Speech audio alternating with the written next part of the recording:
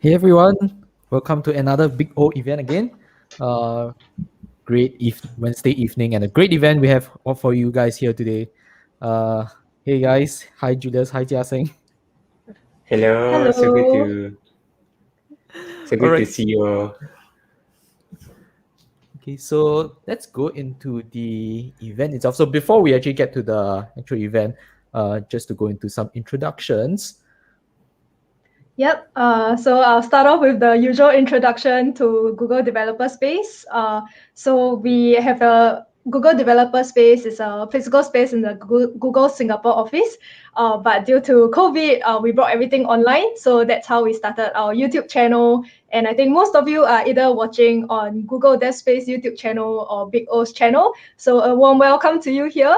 And just a fun fact, the speaker for today, Bob, he is one of the main reasons why we actually have Google Developer Space. He was part of the team that conceptualized it, was there throughout the whole process of building it. So yeah, ask him anything you want about it later on. Really excited for today's session as well. Right. And as always, social stuff for Big O, if you are looking forward to events that we host, and also looking for news on, what's the next event that we're going to be doing. We're going to have a few events over the next month or so. So do check out our different socials, for updates on what we do. We have our main website and our Facebook group where we update, all the events that we are going to be hosting. As well as, on our YouTube channel, do subscribe to it. This is where we'll put all our content, including, what we are doing today over here. Yep, and similarly for Developer Space, we are on our website and also on Twitter, Facebook, and YouTube. We regularly host events with developer and startup communities from Southeast Asia region. So do subscribe to keep updated with all that's happening. All right, and we also like to introduce some of our upcoming speakers. You might have seen Nandini already, which is someone we have introduced a couple of talks ago. Nandini is from Facebook. She has about 20 years of experience in the industry. And one thing that's super interesting about her journey is that she went from being a software engineer, moving to a director, and now a senior leader in Facebook. And over the course of her journey as well, it's very similar to our previous guests, people like Christian McCarrick, people like Bruce Wang, who also talk about their career journey. And this is a very good opportunity to actually listen to Nandini share her side of the experience, also moving up the corporate ladder, I guess, and also developing her career over a period of many years. So please do look forward to that. It's in 2 weeks' time. And hopefully, we see all of you again at that time. Next, we have Bei. Don't let the name fool you. She actually has more than 20 years of experience also. But one thing that's very different from Bei is that she chose to stay as an individual contributor. She was from Motorola for more than 10 years and eventually moved to Voodoo. And now she's at Netflix developing TV apps on Facebook. How should I say? Facebook products on TV, such as Android TV, LG, Samsung, so on and so forth. So now it's also a very good opportunity to hear from someone who doesn't want to manage people, but on the other hand wants to stay technical. And I think this is a good opportunity also to hear from that side of the story. Yeah, cool.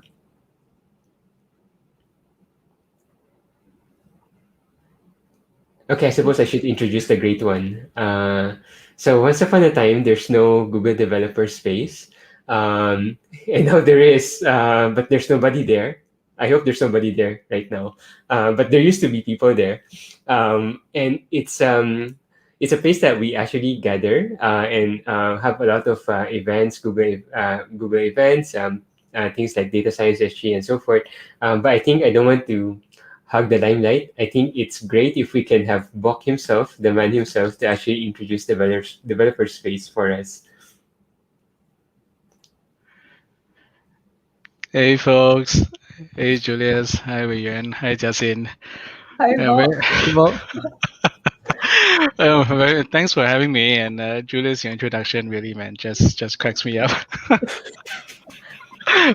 Yeah, just a quick introduction of myself. I've been with the company for I think 9.5 years now, slightly more I think.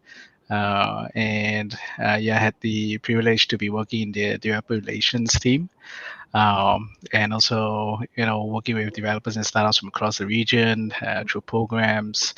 I have a background in software engineering. And like what Wei Yin has mentioned, we are a bunch of folks who are looking after developer space. Unfortunately, it's closed right now, but once it's open, do feel free to drop by. Happy to host you folks, and we could catch up over coffee. Just have a casual chat and catch up. Apart from that, I also look after programs for startups across Southeast Asia, South Asia, China, as well as Taiwan. Cool. And we are here to talk about working overseas, I believe. That's right. Yeah, that's a very impressive introduction.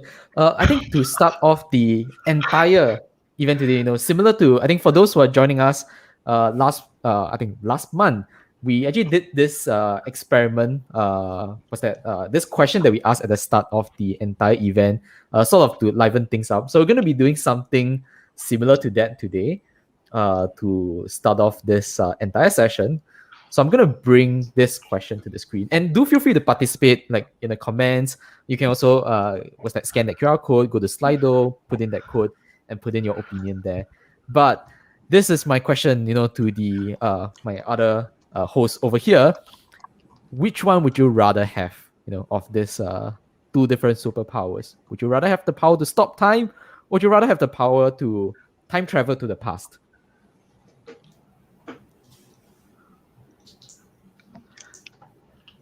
Wait, do you want to go first? Yeah, wait. Oh, you got one for travel to the past. Any of you want to go first? Like I could go with mine, but I think it's a little bit deep. Like I had a very long time to think about this. Well, now I'm really interested to know what you choose, man. Okay, I can probably go first. So right now, as you can see, I'm probably the one with the least equipment here, because I probably don't have the money that they all have. So I think that if I can go back to the early 2010s, I should probably dump my entire life savings on Bitcoin. And I could,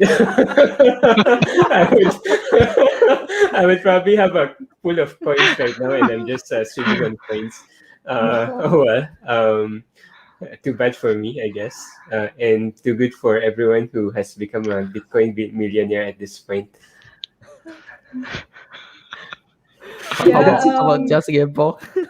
I would travel to the past, just because I don't want to be in this COVID era, not being able to travel. So I'm very curious, for those of you who voted for stop time, what would you want to do with stopping time? Yeah, let us know in the comments. What about Bok and Wei Yan? So I could go first. I think I'll go for travel to the past. Pretty much, having the chance to kind of revisit some of the mistakes I've done in life, and then, hopefully able to meet myself in the past and then pass a bit of advice. It might create a time paradox though. So, but then just having that opportunity to undo a few things, relearn a few lessons, I think that will be pretty interesting to see how the future would then pan out. So travel to the past, definitely. So I think we can see also some very interesting comments. We have Toru from talking from Facebook. Yeah, so being able to travel to the past to be able to, like, in hindsight, to do something that you wouldn't have perhaps done, like, or you would have done like a few years later. Okay. Maybe I can. Okay, so I'll share my answer. So mine is actually the smaller one over there, which is to pause time. I had a really, really long time to think about this. I mean, okay, because I'm the guy that selected this question as well. So my explanation is this.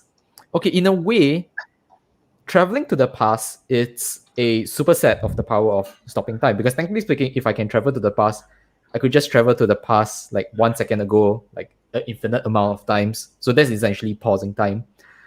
But I feel that, like, after thinking about it, I feel that pausing time probably would be the one that would make my life more fruitful, because if I'm able to pause time, the only benefit I'll get is being able to have the time to prepare. For example, if I have a huge test coming up, I didn't have enough time to study for it. I'm gonna pause time and like have all the time in the world to prepare myself for that. Of course, traveling to the past, you can replay that same opportunity. But I think what you lose by by traveling through time, right, again and again, right, is that that's the sense of being able to go through like this first experience, being able to succeed, like it loses the meaning there. There's a term for this in like video games, right? It's called safe scumming. I'm not sure like how many of you know the term itself. I think it's probably more widely used, I think, in the XCOM games. Again, if anyone knows about it, but the idea is basically like the game itself. You always have a percentage chance of being able to successfully do something. So, but there is a flaw there where you can save the game and then you can just reload from the save point and keep redoing the same action again and again. So essentially, it becomes 100%. But it brings away the fun of like the challenge of going through the whole thing. Yeah. So that's my answer. I feel like maybe it's also not the perfect one. Like if you let me choose, like if a witch appears in front of me and gives me the choice, maybe I would choose time travel. But I feel like the stop time has a more romantic feel to it. I don't know. Well, you definitely left an impression. The percentage is increasing. Oh yeah. But I can say, yeah, I guess a lot more people would prefer to travel to the past. I can understand that as well. Yeah, being able to travel to the past, like be it mistakes you make or buy Bitcoin. I think. There's a very interesting sentiment in the audience. Maybe wait, what? For anyone who's watching, what's that, Loki? I think you'll be able to know this. TVA.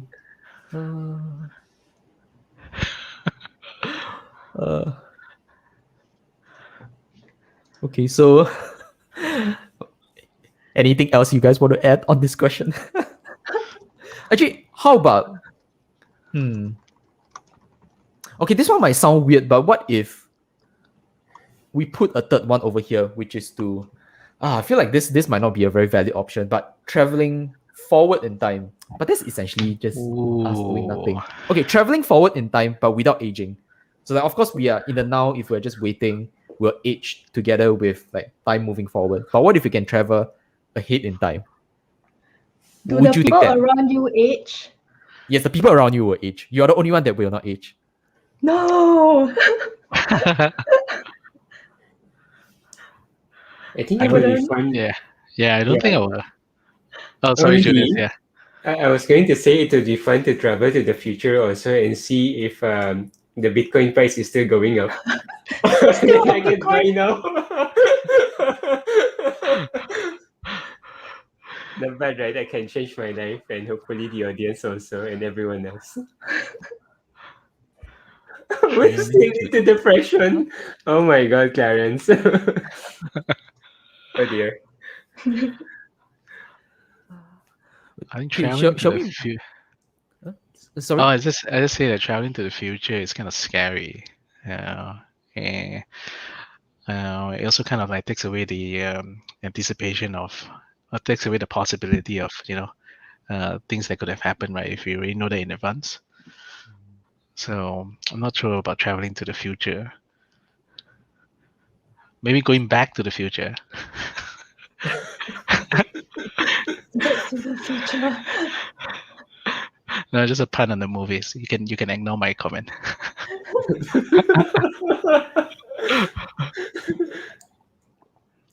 Okay, so shall we move on to the actual questions? So, okay, before jumping into, I think for the four of us, of course, we'll be discussing a few prepared questions as well as questions that we received in.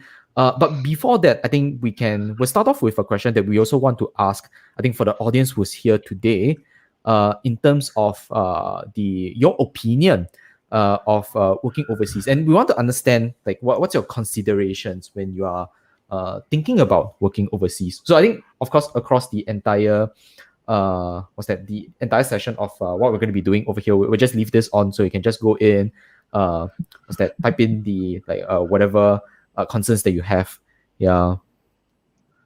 Okay, and we can see money. Okay, so While we are waiting for, or rather, what you guys are putting in your answers, I think guess we can start on some of our topics. So, perhaps to sort of give the audience some context first, let's go around the room to reintroduce ourselves again. But I think this time around, it would be good if you can indicate, the context of where you have been to, what's that, and how long you have been working, in different places. Okay, so maybe I'll take away this temporary, and I think maybe you can. Oh yeah, the Slido is already in the comments. So I'm gonna arrow someone to start first. Maybe I'll arrow myself. Then I'll arrow the next person. Okay, so hi, I'm Wei Yuan, and I only work in Singapore. All right, I'll arrow the next one now. That was really fast. Julius, go for it. Hello. Hi, I'm Julius. I guess most of you probably who has been following us knows this face. I work in 4 countries actually. I'm not originally from Singapore. I'm a Filipino.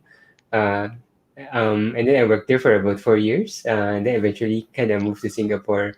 And has been working here since. And in between also, I had a chance to work in the US for a while. So I have, I guess, yeah, a little bit of kind of experience with various cultures, various working styles. Yeah, that said, point to Marina Bay Sands. Okay, guidance. Yeah, very representative of all the countries I have worked in, which is Singapore. Yeah, I'll hand over to Bok, the main person for today. Oh man, that's a lot of pressure. I had a chance to work at Portsmouth, which is in the UK. I was there for 6 months, and we were trying to deploy Tesco's first mobile sales kiosk. At that time, I think the mobile phone devices, the sales are picking up, and then Tesco was trying to find a way to streamline the checkout process. So our company won a project, and then we went there, and then it was quite fun. We set up the kiosk, we set up the machine, we developed the motherboard, we programmed the OS. It was a pretty interesting experience. My first time in the UK, my first time in a country which is very cold. So that's the first place I worked outside of Singapore. And then when I joined Google, I had a chance to move to Australia. So I was in Sydney for roughly around 2.5 years with Google. Amazing place, the culture, the pace of life, as well as the things that you can literally do there. Sydney has a lot to offer. So I was there for a couple of years, and then I was working very closely with the US team. So it's a very funny story because I went over to the US to do like a knowledge transfer kind of exercise. Right, so I was there for a week. I was supposed to be there for a week, and then the manager at the time was saying that, hey, we're actually trying to start a new team. What do you think? I was like, what do you mean by what do you think? So I then proceed on with trying out for a role in that team. Gotten the job, and then the next thing I had to do was to come back to Sydney to inform my manager that, hey, thanks for sending me to the US. By the way, I'm going to be leaving Sydney soon. Not the best time to actually communicate the news, but it went well. My manager at that was very supportive. So I moved over to San Francisco, and I was working with top advertisers at that point of time. So like eBay, Netflix, so on and so forth. It was pretty interesting because the pace, the culture, the business practice was very different. My first time in the States, and then after that, I have an opportunity to join the Google Play Music team. So I was traveling back and forth between US, Japan, and Korea. We were trying to launch Play in Korea, and it was really fun because we get invites to like concerts, very fan meetups with the label artists, things like that. It was quite fun. But then after a while, we decided, me and my wife, we decided like it's time to come back home. So we moved back to Singapore. So that's 6 years ago, and that's when I joined DevRel. So I've been back in Singapore for 6+ years, coming 7, and just so happy to be back home. Wow, that's a really really long list of different countries that you have been to. Even if it's a short period to long periods, that's really impressive. Go ahead, sorry. Oh no, I was just saying that looking back, I think it's not something that I planned consciously. I was very young then. I think that kind of comes back to the next reason, the next question we have planned. I was very young, and I just take on when opportunity comes on. So yeah, but just glad it actually worked out. So I think that's a really good, like I think you mentioned about next question. So we'll transit to the next question. So this question, I guess it would be more focusing on Julius as well as for Bok. What are your reasons for choosing to work overseas? Julius, you want to go first? Yeah. Okay, I guess I did mention that I'm a Filipino, right? And I'm in Singapore. So probably the reason is actually the top 3 reasons. I'd say money, money, and more money. There's a funny story whereby I came here into 2010. And before I came here, there's this special thing called the iPad. Not sure if anyone has heard about it. It came out, and I was like, okay, I have two. I like reading books, and I had 2 options. I was like, am I going to buy this thing, or am I going to buy an entire bookshelf and throw my books to the bookshelf and kind of not have my books every time I need them? Because I like to highlight the books and so forth. And then I was like, oh man, bookshelves, books, iPad, and then I was like, yeah, let me buy an iPad. And I had to essentially not eat or drink or pay anything for 2 months because that's the amount of money I have to save up to buy an iPad. That's my Philippine salary. I used to earn probably when I first entered the workforce, right? That was about 2006. My salary was about $400. $400 is a food budget in Singapore, by the way, for a month. So life was pretty tough. So I thought that I'm probably not going to survive there for long. And I tried to apply for jobs here, and of course, the first thing that you run into is rejection, and more rejection, and more rejection, and comes with that is depression. Clarence, if I could fast forward those times, I probably wouldn't have felt the rejection and just jump right into Singapore. But yeah, that's reality. So I thought that I could save up more money here. So I move. Do I go next? Oh, yeah, please go ahead. Oh, okay. Top 3 reasons. I think one main thing was the opportunity to get exposed to different working culture or different, a different life, right? So that was very exciting. I don't have commitments at that point of time that I need to worry about.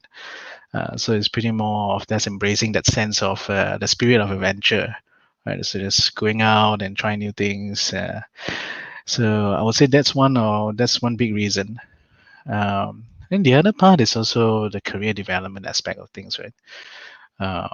Trying to see if there's an opportunity to acquire new skills, or to get exposed to different opportunities, or even kind of get exposed to different personalities. You hone in a little bit of your perspectives, through that way. So the second one. The third one, practically speaking, you got to look at from the financial side of things, right? You kind of want to also make sure that, from a salary standpoint, it kind of helps you to grow, your packet. So those are the three main things. Although I would say that the money part is interesting, and I think we elaborate a little bit more when we get to the next question, because I actually learned my lesson the hard way, which is a very interesting story to tell. But if you ask me what the three reasons are, just to sum it up, it's definitely the opportunity to live a different life, get exposed to different cultures, able to develop my career, as well as from a financial standpoint, able to grow my wealth. Yeah, I find it really interesting that both of you mentioned about the financial opportunities. Okay, coming from someone who has not tried working overseas before, I just want to ask from the standpoint of like whenever you're moving between two different countries, like how do you factor in like how much would it cost in terms of this one single move? Oh, Julius, you want to take this one? I can tell you. Actually, I can tell you two stories. Doesn't work. Okay, maybe I tell one. Then maybe later, if we have time, I'll tell the other. When I came to Singapore, my savings was about 3,000 Sing dollar, which is like, I guess for people who are not from Singapore and needs to convert, it's probably about 2,300 USD, more or less. And then you can convert to your own. Yeah. So that was like the money in the bank, and I brought everything here. And then I was like, all right, I have this amount of money, and I need to pay rent, right? And then in Singapore, and as with most other countries, you pay the rent first, right? And I pay like 1 month deposit and 1 month for the actual thing. So like I lost about 40% of my savings out of my first day in Singapore. And then I was like, okay, I have remaining about 1,800, 1,700 to survive. So at that time, the rent was about 600, I think it was. So what I did was, I was like, okay, I can probably survive with the cai fan, or like the mixed veggie rice, which at that time cost around $2. Now I think it's more, right? At the time it cost about $2. So like every day my food budget is about $5, which is like two cai fan, and then in the morning probably a piece of bread and milk, and it kept me alive until I get my first salary. And then I was like, oh my God, I can leave. So otherwise I probably eat grass by then. But it was not easy also that, because like I have to be very strict with my budget. And I had a friend who's like, hey, we're going to have a dinner in this really nice place, about $10 per meal. And then I was like, sorry, man, cannot. But now can already. But yeah, it was good. It was tough for the first few months. Yeah. Vin has a comment. He says, that sounds terrifying, Julius. Glad it turned out to be a great investment. Thank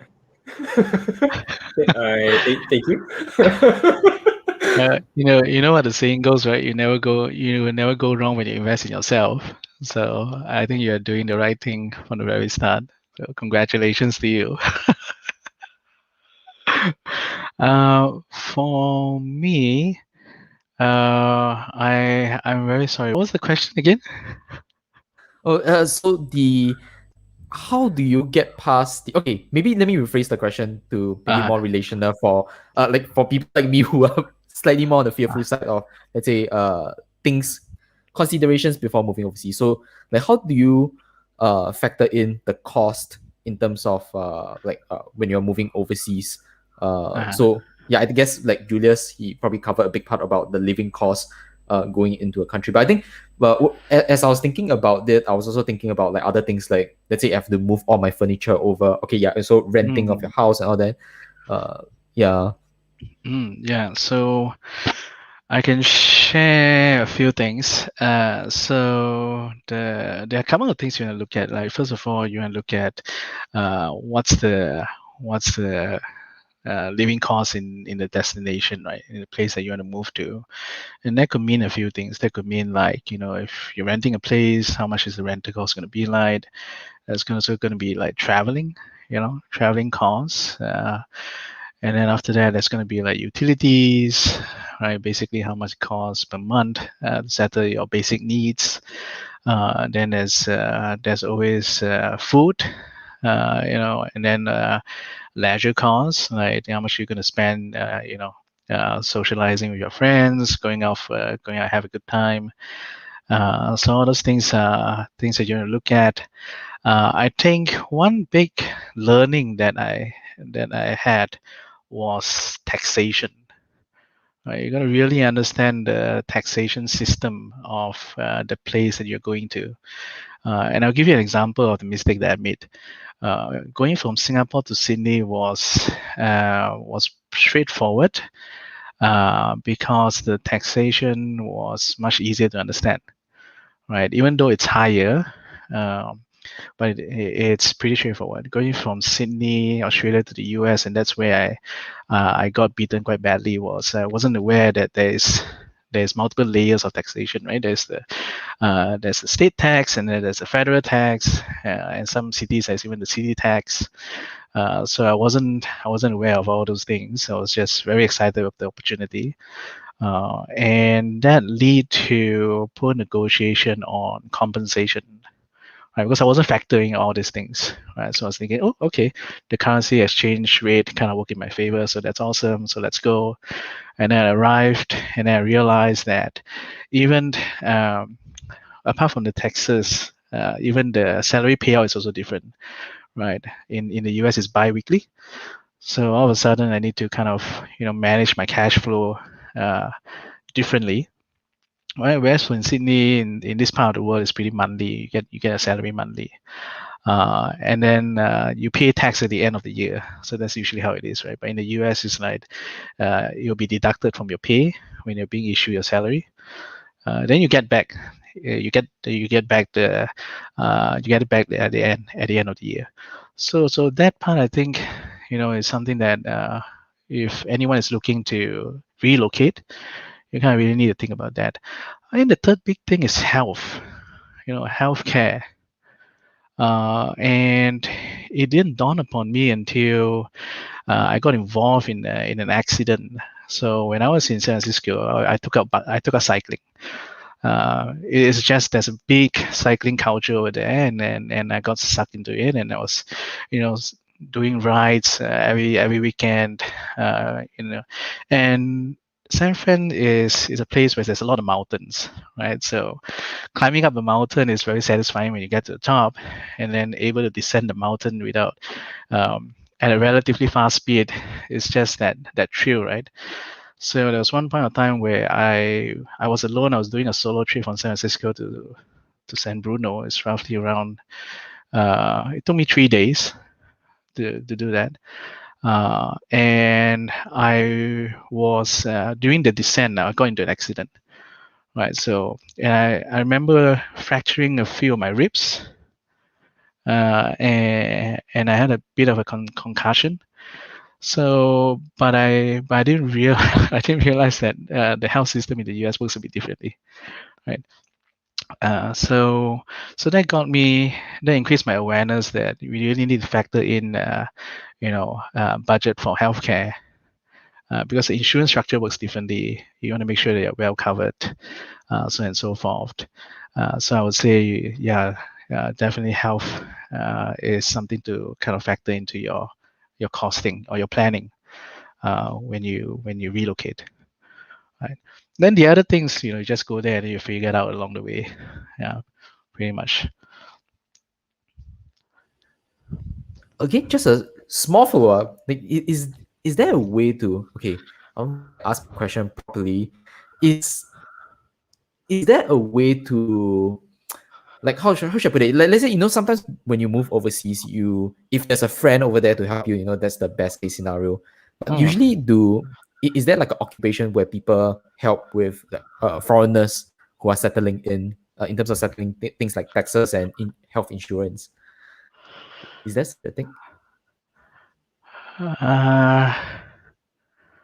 From a company perspective, yes, there's relocation support. So generally, you get some form of support, like either you get relocation budget that helps with moving some of your staff to a new country. Oh, by the way, sometimes it's not worth moving your stuff to their new place, because you got to think about how you're going to move it back if you're so attached to that item, right? So there's definitely support from the company side, and I think some companies practice this. I'm not entirely sure if externally there's such services, but I remember when I was studying in Melbourne, so I did my degree in Melbourne. There are agencies that help with relocation, consultants mainly. So you could hire their services and then it help you figure it out. I think it might be worth going down that route if you are relocating as a family. I think if you're alone, you more or less don't really need that kind of service to that extent, right? It's easy to kind of coordinate things and plan things when you are moving yourself. But I guess with family, that's a different story altogether, because if you have kids, you got to think about where to actually place them. What is education, what the schooling actually looks like, right? You got to look for a school, you got to place them in school, and then that kind of affects the decision in terms of where you want to live, right? So there's a lot of interdependencies when you think about planning, especially when you're moving as a family. But I do believe that there's consultants or there's agencies that help with relocation.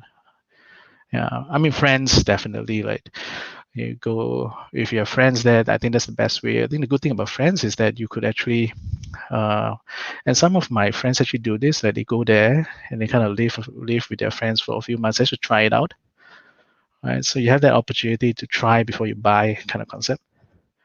Right, so you try it out, you figure out if you really like it. You also take the time to kind of tap into your friends' network and try to figure out and create a support structure when you're there, right?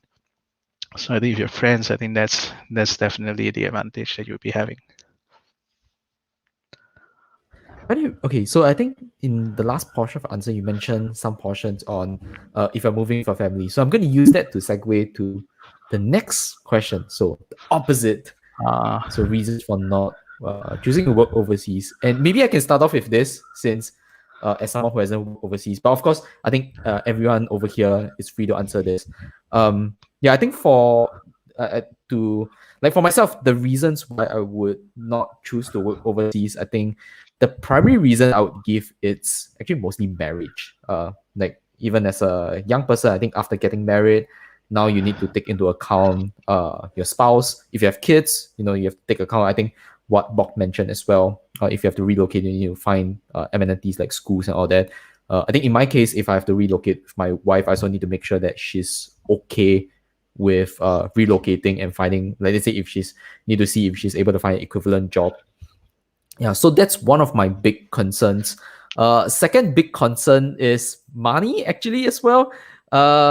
In this case, the money comes in terms of loan. So as a Singaporean, I think all of us would be, I think for the Singaporeans who are watching, a lot of you would be very familiar with this thing called HDB. It's a very big debt. So, you want to, like, since you are paying off it, you must as well live in it and finish paying off it first. I think those are, like, some of the reasons I would give, but I'm curious to hear, like, what you guys think. I think, why don't you share some word of wisdom? I don't think from my point of view, it's not really like choosing not to work overseas. I think it's more of like the right opportunity hasn't arrived yet.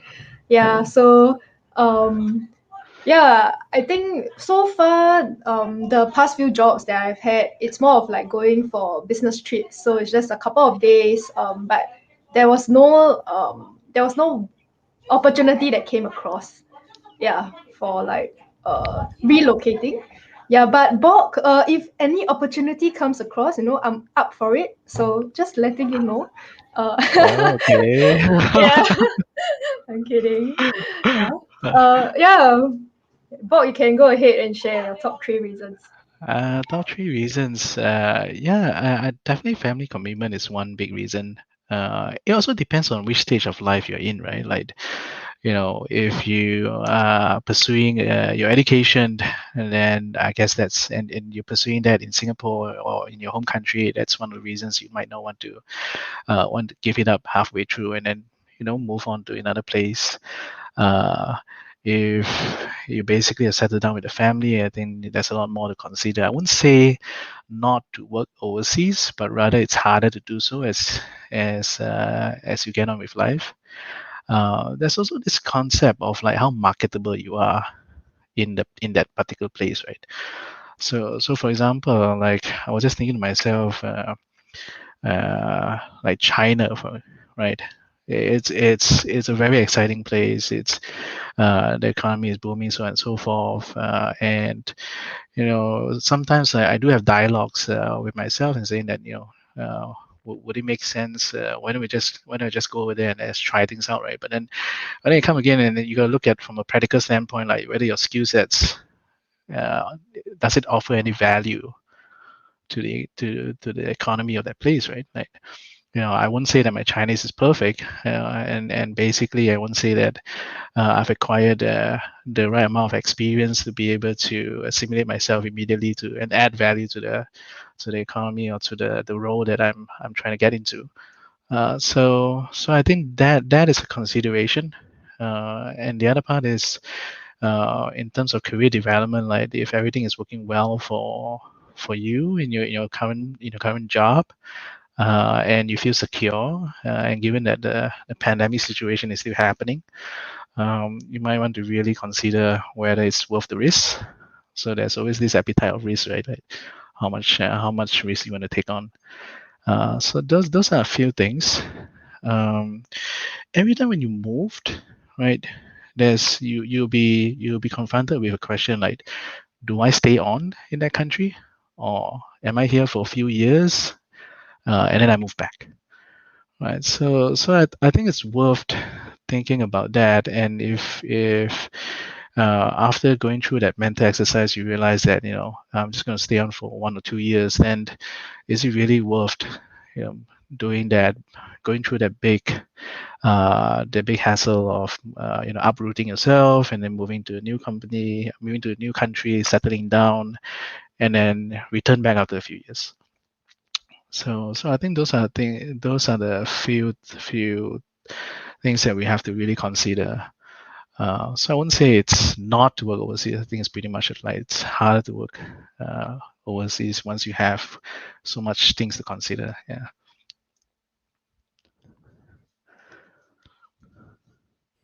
Julius, you want to add any? Okay, I was hoping to not add more because, like, I think Bok's answer is so detailed. Maybe I can share 2 stories if that helps. So the first one was I did briefly mention earlier today that I work in the US, right? And the story goes like this. And I was actually too young to actually think about life back then. And so the story was like I was in the US and having a great time. I was working in the airlines, coming up with some really interesting products. And then my mother called, and then and then I was like, I think US is great. The people are great. The work is great. Everything is great. I want to stay here. And she was like, and then she was like, "Oh, you're not going to go back home for your birthday?" And then I'm like, I'm being emotionally blackmailed. And so I packed my bags and go home. And then, then I regretted it. Um, so that was one story. I guess like emotional blackmail was really sad. Okay, I hope my mom wasn't watching. And then the next story, which I think is probably a better one, probably something that people can learn from, is that actually it's someone that I think most of us know, at least the 3 of us or 4 of us. You probably know Alex Chan, right? The former head of product at Viki, and also from other major tech company also where he used to work at and where he is now. His was quite interesting because family also is a main consideration for him to move. So his family is in the US, and then when he came here, his entire family moved. And one thing that I find extremely important when we move, especially people in the executive level, but also in general everyone, is that in the salary negotiation phase, it's extremely important for both parties to feel that they could trust the other, and no one is trying to strong arm the other. What I find in many companies in certain places is that they try to lowball people who are looking for jobs. And it might work in the short run that we feel that, oh, we got a good deal. We feel that we got a good deal. And what we fail to realize is that as the person is actually rendering his or her service in the company, uh, the financial aspect will always be part of his or her consideration. And so, had Rakuten Wiki lowballed Alex to such an extent that it limited his capacity to render his service, um, I would say that the company would have been in a very different place. So I think that they did a good job, and they were able to negotiate a good arrangement for him. And I think towards the end, I think he was one of those people that I think really made a difference in the company. And I think if Alex is watching, I would like to give a shout out to him for doing such a good job. And I'm really one of those who benefited among many others of his great work.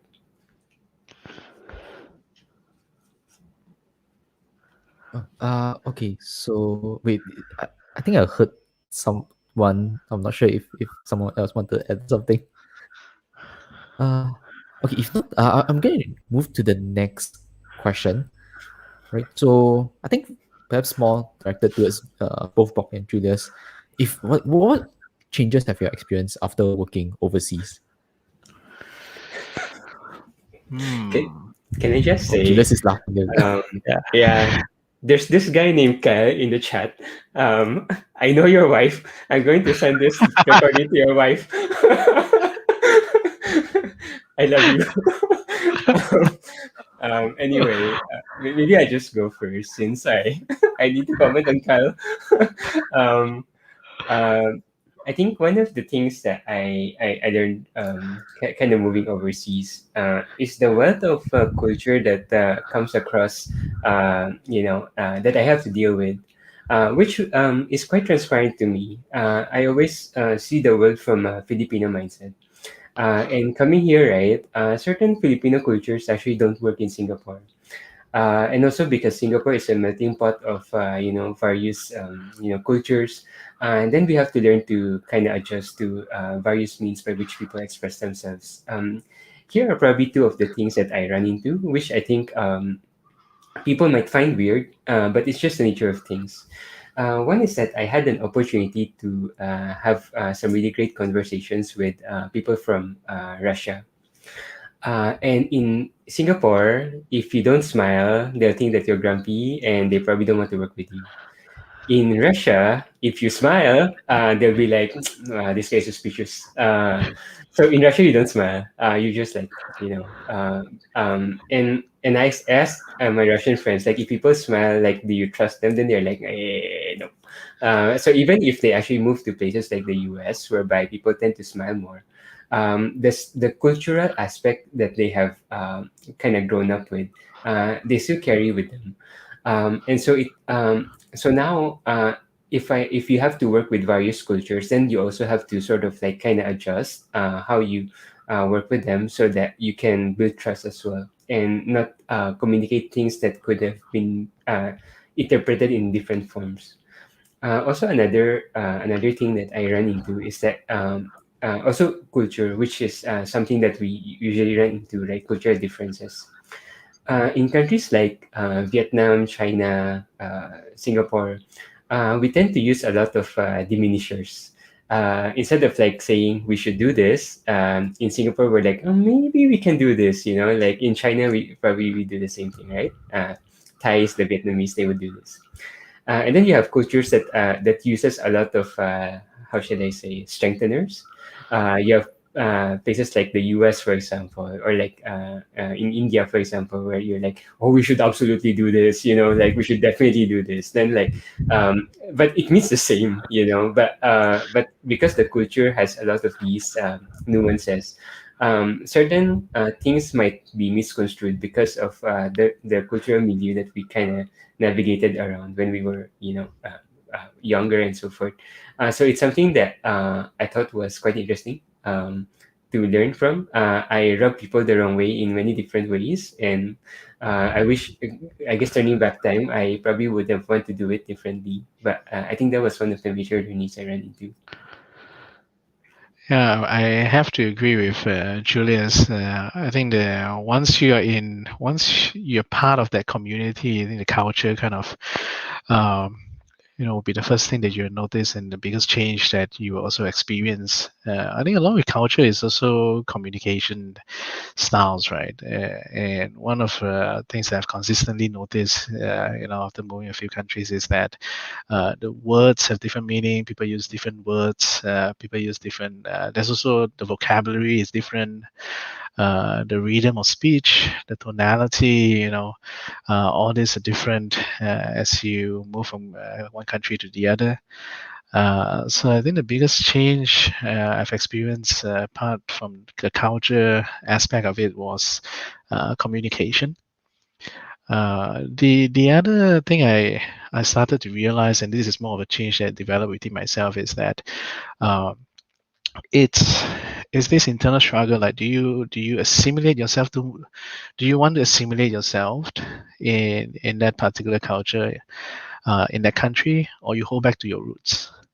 I remember at a certain point of time when I was in the US, there's this identity crisis that I go through, right? And I forget to mention I'm originally from Malaysia, by the way. So then it means like, okay, do I need to be worried that I'm starting to lose my identity, as I stay on and start assimilating into the culture, into the US culture? And there was a period of time I remember that I started to really enjoy hanging out with Asian Americans. My roommate in Sydney was an Asian American, and a few good friends that I had in the States was also Asian American, and it's just I find myself started to gravitate towards that, because I think subconsciously I was trying to hold on to my roots and my traditions. Whereas at the other flip side of the coin is that, do I need to worry if I hold on too much to my identity? I'll not be able to, get involved in the Western society as much. So I think the biggest change was going through that internal struggle. At the end of the day, I come to the resolve that I really want to hold on to my Asian identity.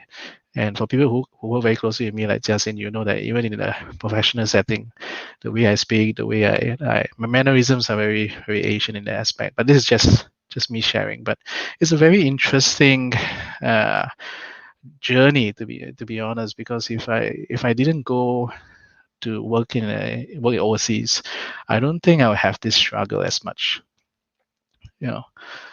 So just want to share that. If anyone is going through that, experiencing that, feel free to leave a comment. I think that's a very interesting dialogue to get into. But yeah, I think for me internally, that was the biggest change I've experienced. Well, that was really interesting. Like it's very interesting to see that how working overseas has given both of you guys the opportunity to grow, and I think in the case of Bok, being able to understand, I guess, deeper about yourself. Yeah, I think it was really that discovery process as you start reflecting. That was really interesting, but one can easily get lost in it. So I won't say, if you're going through that, don't kind of like dive too deep into it, and don't stay in that space for too long. But I would say that was a very interesting experience personally for me. Moving on to a more light-hearted note, since you're talking about hometown, right? So Eric asked the question, do you miss the food from your hometown? Bok and Julius, what do you have to say? Miss the food from my hometown.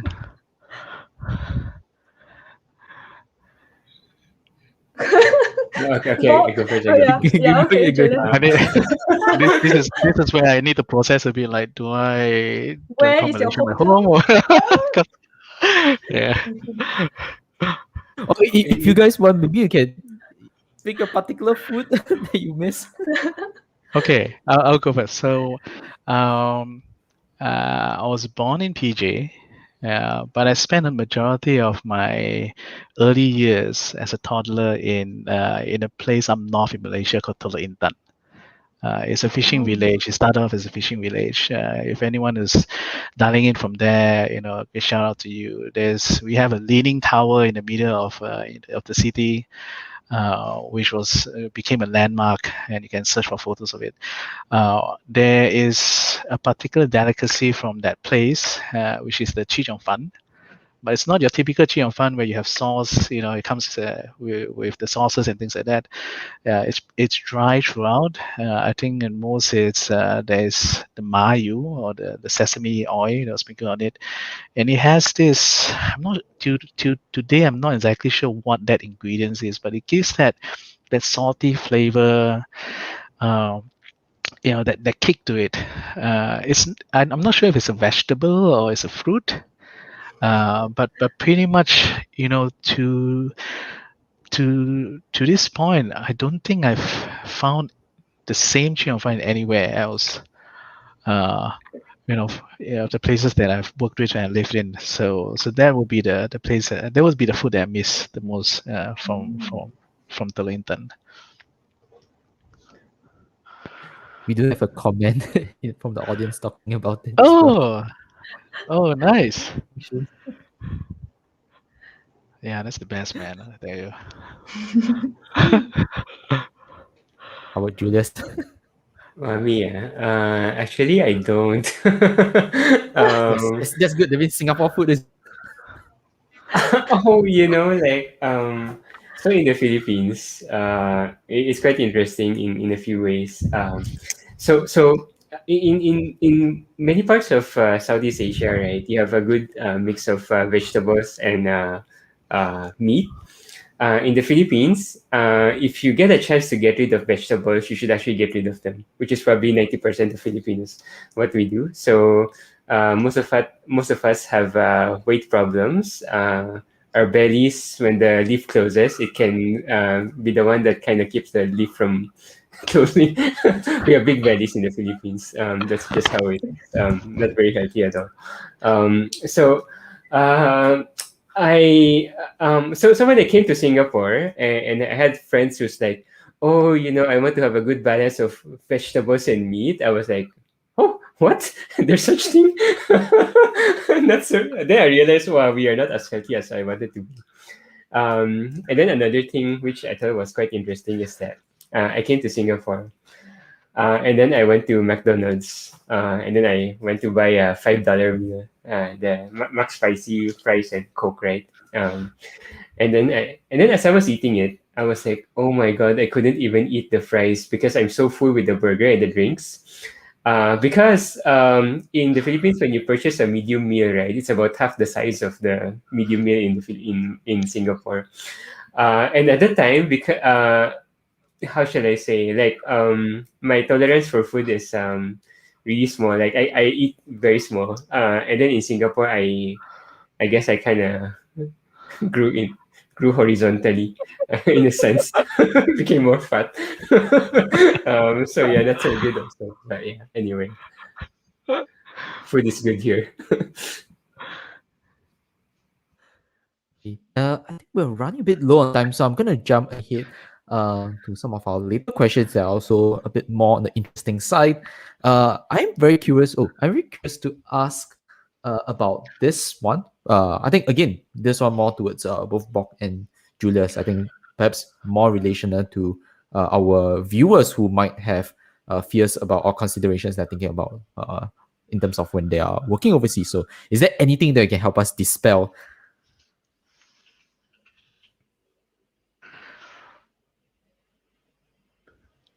About traveling and working overseas.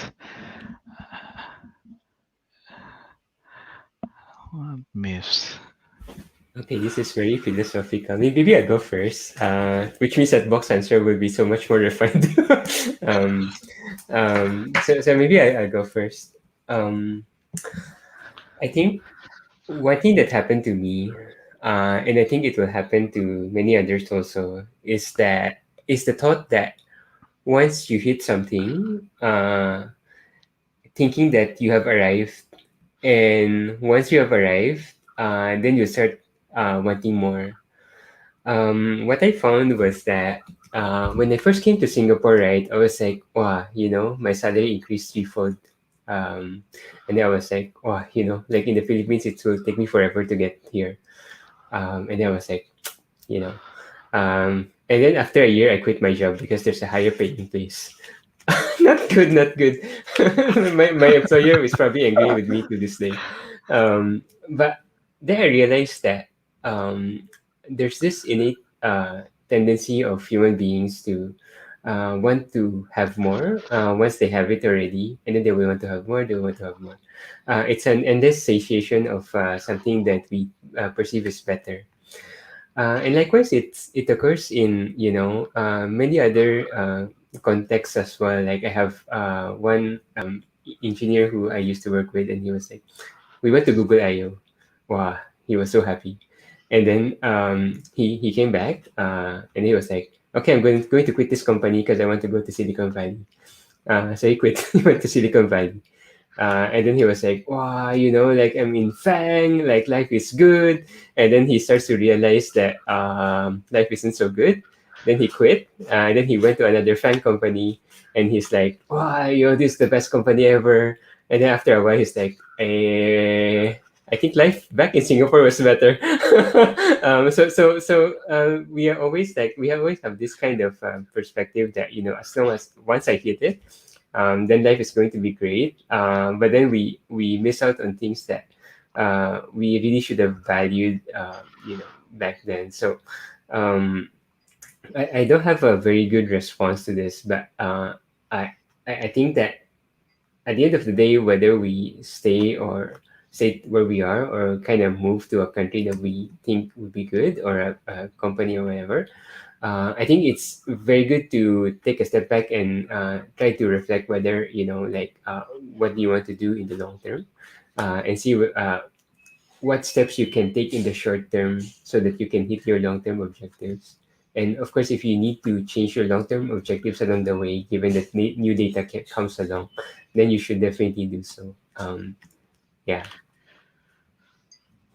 Yeah, I think it inspired me to, and also reminded me of something.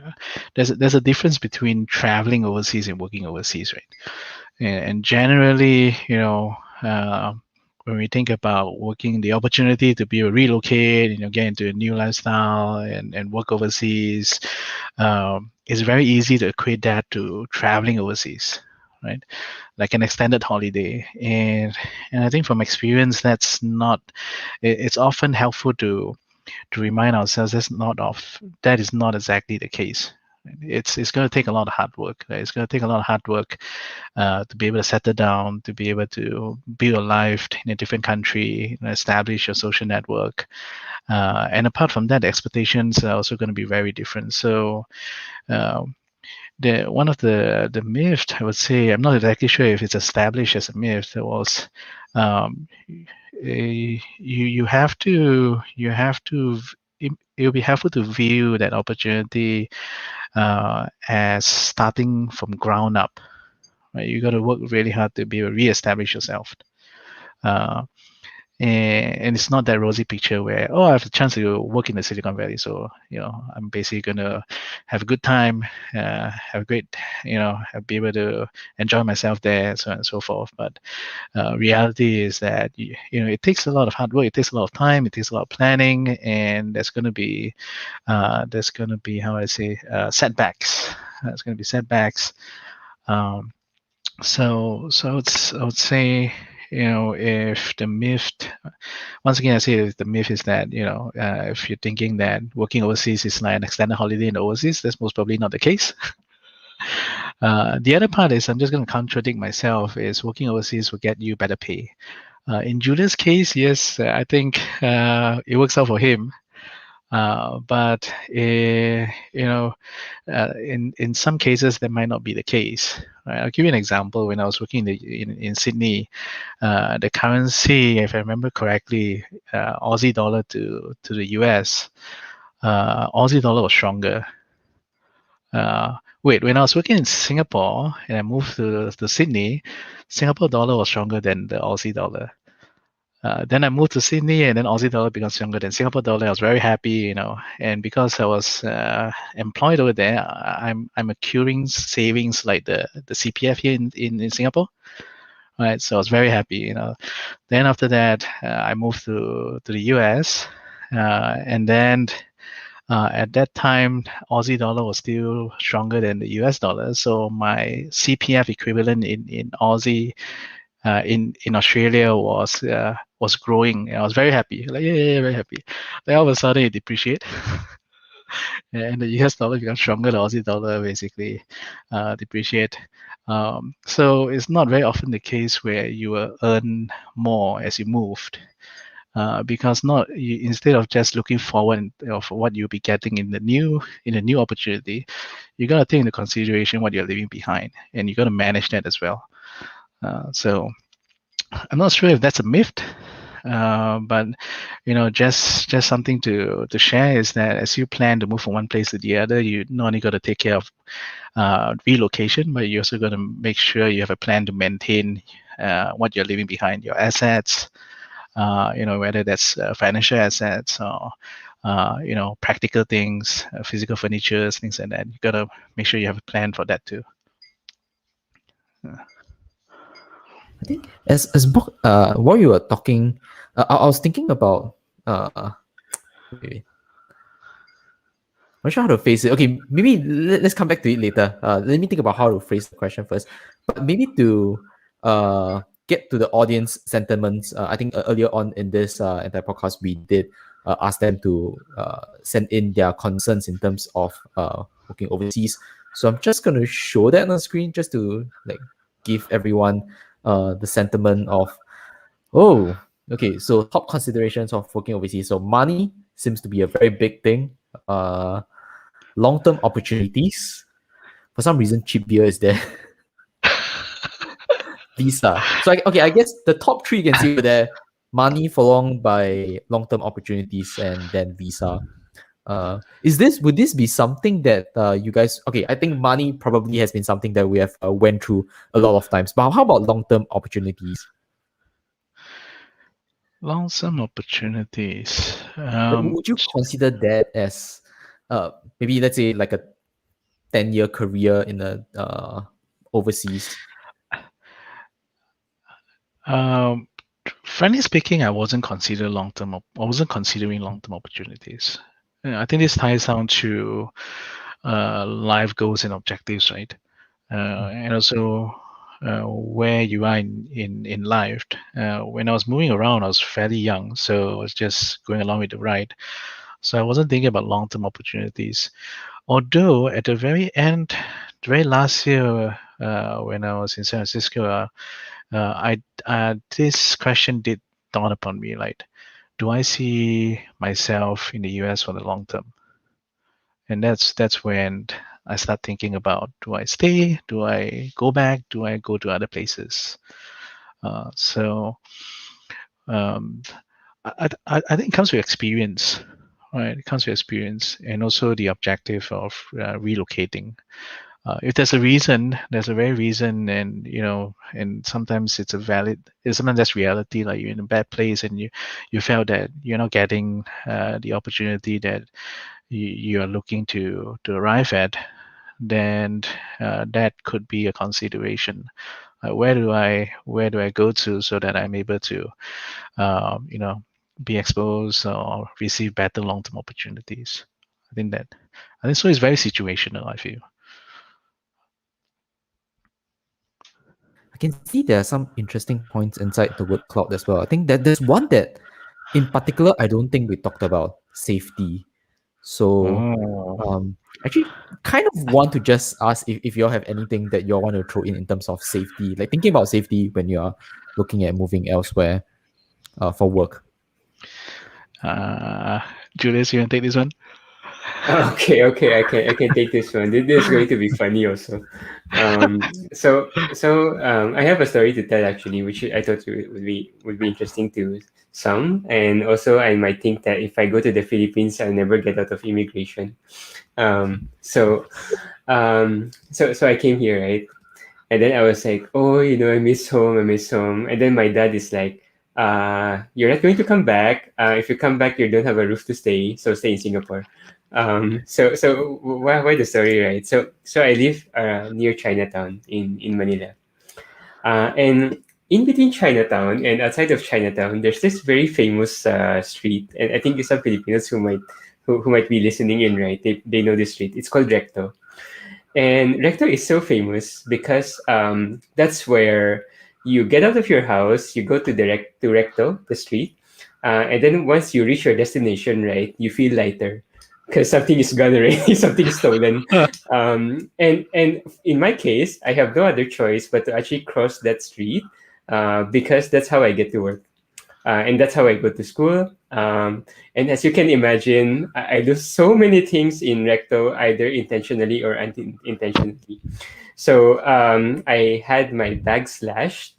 I had my spectacles stolen from me. I don't know why they want a spectacle. I have 2 Bibles stolen from me. No idea why they want Bibles. I had a Nokia 3210, a phone, stolen from me. So basically what they did was they surrounded me. And I think there was 4 of them. And I was like, okay, there's 1 of me, 4 of you. I cannot fight you, right? Here's my phone. And then they took up with the phone.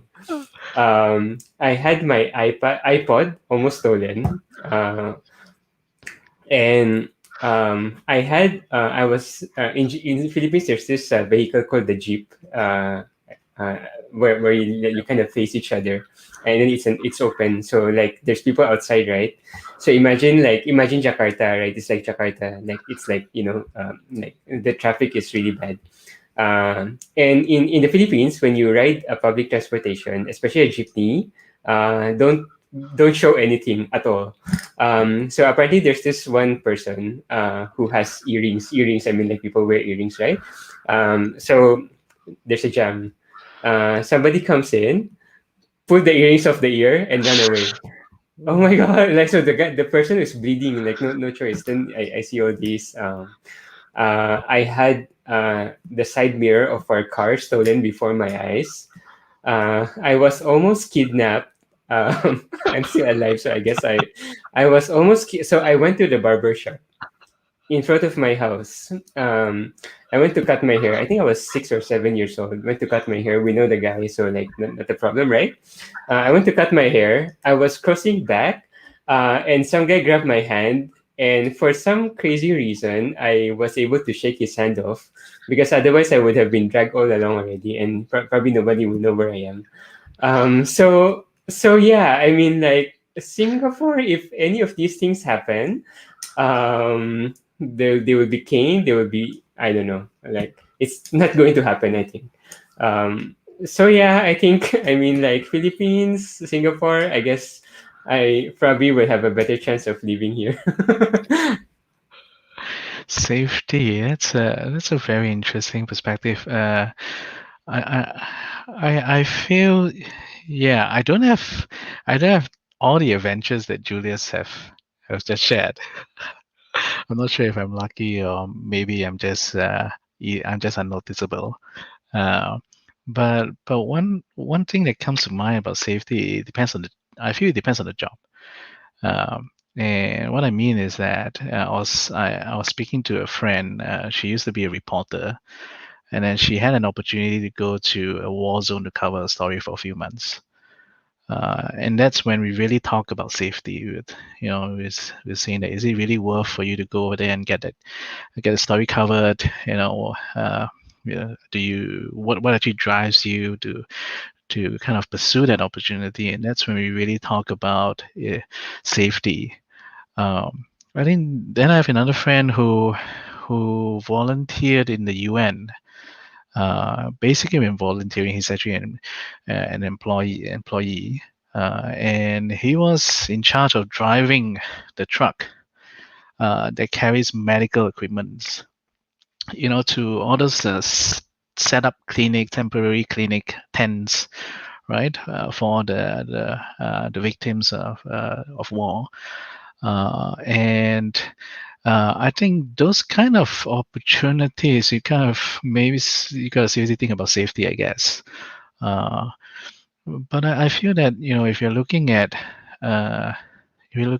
jobs which are fairly, you're going to be working in a company, you gotta working in an enclosed area, regardless of where you go, as long as you're not in sketchy places. Yeah, you could think about safety in terms of where you lived, but every place will always have areas where there's a little bit more dodgy, and you stay clear of those areas, you should be fine, right? So I think that's my response. If you ask me, would safety be a big consideration? I think it comes with the job and the nature of the work and where you're heading to, obviously.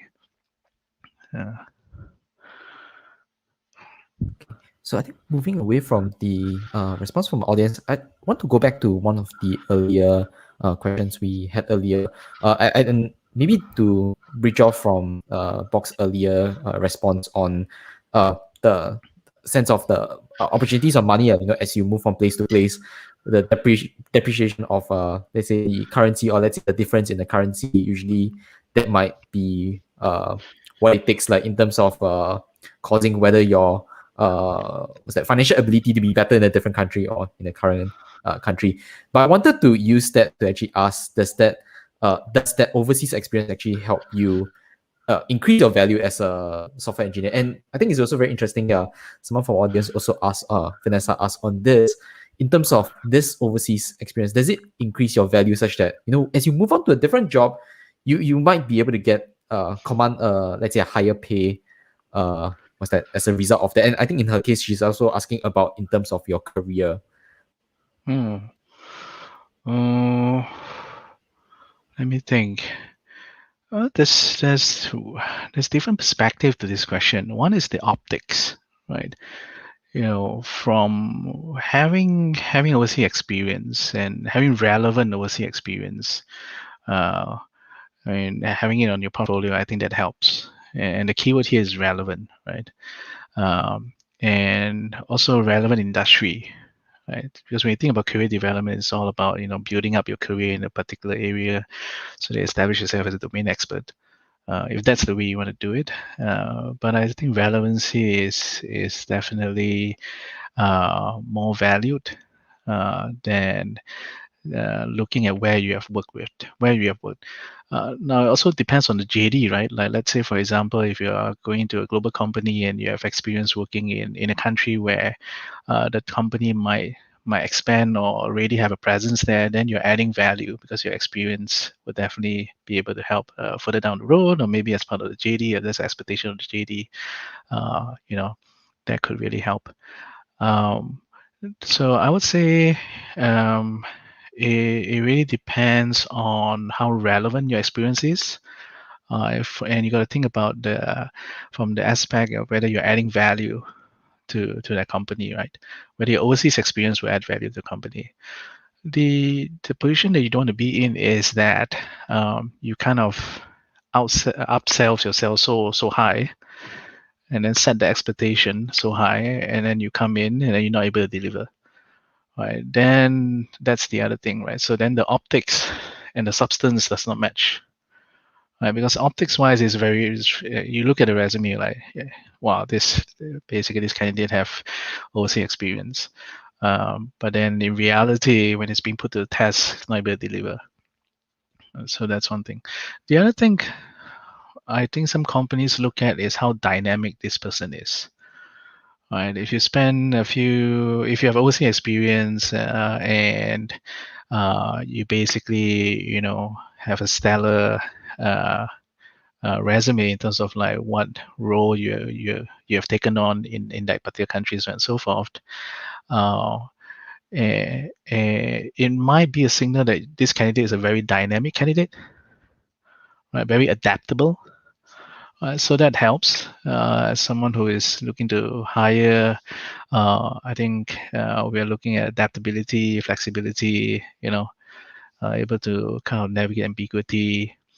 So having those experiences might be an indication that this candidate is very dynamic in that sense. So I say that helps, but it all comes down to setting the right expectation, I feel. So if you're having those being called on your resume, you just make sure that that really there's really substance to back it up. So at least the employer and the employee, the expectation line in a sense, and that's when overseas experience really helped, to really help to beef up your resume. You want to add anything else, Julius?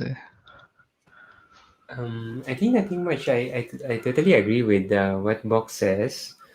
I'm not sure if anything I add will have any value, but maybe just briefly, right? I think also from a perspective of a hiring manager and perhaps a business owner, there are slight advantage and disadvantage, probably not much of a disadvantage, I guess, but a slight advantage for people who have overseas experience in countries, as Box mentioned, that looks at optics and overseas experience is one of those things that makes them stand out. So in countries that are usually, how shall I say, more receptive to foreign, how should I say, goods and like stuff, you can quickly throw out some names, right? Like countries generally that have less formidable self-esteem. They are usually the ones who look at overseas entities with better view. So then you can command better salary perhaps. But usually for software engineers, because you have to go through interview process, right? It doesn't really matter whether you're from such a country trying to invert a binary tree. It's if you fail, you fail, the kind of thing. And the other thing to note is that once you go beyond the IC route, once you start just speaking from the software engineer perspective, right? Because like if we start talking about marketing, sales, and country managers, then it's a different ballgame. But specifically for the software engineer career path, once you go to the director level and above, director, VP, CTO, those levels, you will run into a situation whereby the interview process is no longer about your skills, but rather the confidence that you can actually communicate to the other person. It's already the transfer of confidence, which also means that like if you're not happy with whoever is above you, it's probably because of the confidence that was conveyed and not really the skills.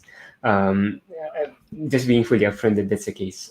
So it's probably something to think about, whether overseas or here. That's just the way things work. Yeah, I think you brought a very good point. I just want to supplement my answer and just having more focus on software engineers. I think the main thing for Swiss, in the sense, is that there's always this transition phase from being a skilled Swiss to a value creation software engineer. And I feel every time when the industry is looking at hiring in terms of software engineer, it's always, if you could position yourself as the leader, which means that I understand the industry, I understand the business cases, I understand the use cases, and I have experience in the right methodology to be able to do this efficiently and add value to the company, then you're falling into the value creation position as a software engineer. And if your overseas experience help you to be able to arrive and build your own branding and the skill sets to come across as a value creation engineer. I think that's when having overseas experience can really help. But if you're going around and acquiring, new programming languages, new methodologies, so on and so forth, and you come across different industries, then I think from a hiring standpoint is that does this overseas experience will really help this person to understand the problems and the challenges of our users in this particular industry, in this particular vertical. So I think in that sense, then it's not much of a help, I feel, and it's personally my point of view. But I thought I'll just share that. Yeah. I'd like to. So I think those are really excellent answers, and I want to use the opportunity to go from this to our final question. I know a lot has been said in terms on the opinion on whether this experience is valuable, and I think in certain parts we have also or you guys have also shared the experience that it's not necessary an experience that it's like, let's say, it's something that's additionally special as compared, let's say, a SWE without overseas experience, but it's something good to have. So from your perspectives, like, as sort of a closing note, would you encourage other people, despite what has been discussed today, to take this leap towards working overseas?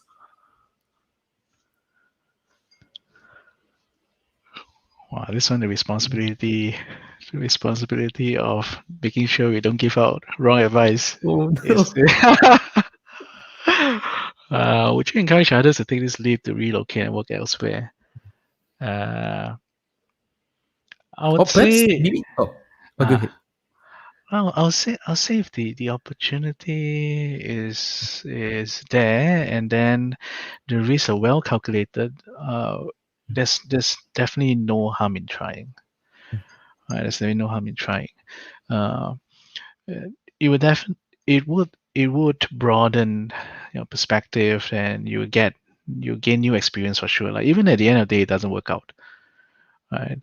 You still learn from the experience, and you get a better understanding of why it didn't work out, and you're able to appreciate the things that you hold on dearly more, I feel.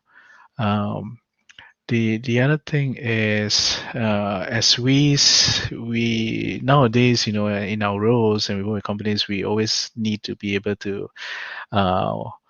It's always a global setting, especially in the field of technology. It's always a global setting, right? So I think the experience would help us to adopt a more global perspective. Nonetheless, I'm talking about the tech industry. So from that aspect, and if someone is comfortable with the risk, really likes the opportunity, I would say go for it, give it a shot, and see what happens after that. Would love to hear what Julius has got to say, though. Well, for someone who left his country and stayed outside, right? I think there's a benefit to go outside, of course, and also I think it will surely benefit if you go back and also share the knowledge, right? I think that that's a one good thing point. that one thing that I felt quite strongly is that after I've been here for a while, right, is I really want to give back to the Philippines. So whenever there's a Google developer group in the Philippines looking for someone to speak about stuff, and usually for this kind of community organizations, right, they're actually like not paid by Google. If they're doing it out of their goodwill, they're they're really volunteers, and many of them, right, they actually don't pay me. Actually, most of them don't pay. So and that's totally fine. So I will pay for my airfare, my hotel, everything, and I'll go back and I'll share, because I think that it's some way to give back to the country that sort of like I kind of live for greater years in my life. So I think it's always good to give back, even if you decide not to go back to your home country eventually. Like I think life would be better if we learn together. So hopefully that could be something to think about. Of course, if you can go back to your home country and kind of build it, that would be far more noble. So don't be like me, I guess. Yeah, I couldn't agree with you more, Julius. I think I'll just add something more. Is always think about a fallback plan. Learning from experience. What I miss out in doing, and I should have be more cognizant about this. Is think about timeline when you relocate. Do you relocate for a year? Do you relocate for 2 years? And then if it works out, what you want to do. If it doesn't work out, what's a fallback plan is going to look like. That's kind of important because you every time you relocate, you're taking some risks and you're putting yourself in a certain situation for some time until things settle down. You get a good grasp of where your direction is, where your compass is heading. So I would say think about the sandbox. Think about how much time you give to yourself to try out this opportunity, and what happens if it materialize. You really like it, or what happens if it doesn't. What's your fallback plan is going to look like?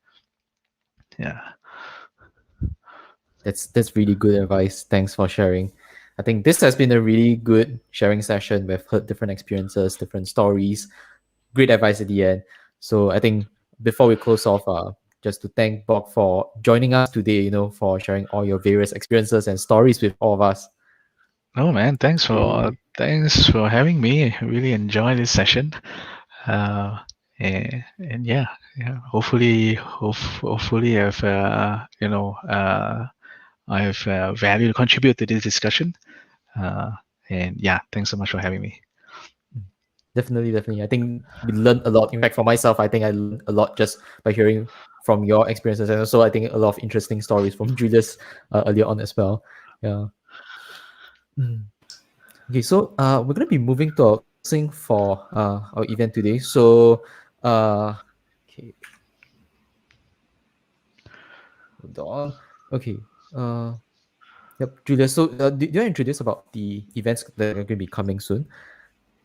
Yeah, it will be my pleasure. So we will have Nandini in 2 weeks' time, and she'll be talking about her experience moving from a junior software engineer all the way to a director level. And this spans about 20 years of experience. So we will get to know a little bit about the challenges that she has run into along the way, and the mistakes that she has run into, so that we don't repeat the same mistakes, and also certain career shortcuts, if I may. So I think it would be beneficial to hear from her. I think she's one of those engineers who have a very, very wide scope in terms of her understanding, not just on the engineering vertical, but also on the product side and the business side. So it's something that I hope we'll see you at, and that's in 2 weeks' time. And then we have Bei. Bei is also a very, very interesting speaker. She is actually Brazilian, despite the name. She's a Chinese Brazilian.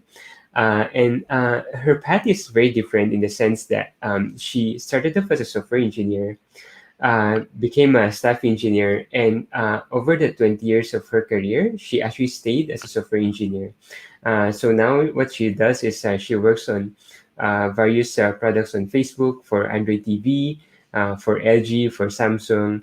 And it would be very interesting to also hear from her perspective why she stayed as an IC individual contributor, and also all the learning she has along the way, working on mobile devices, working on TV devices, web, and kind of see what lessons we can harness from 20 years of experience as well.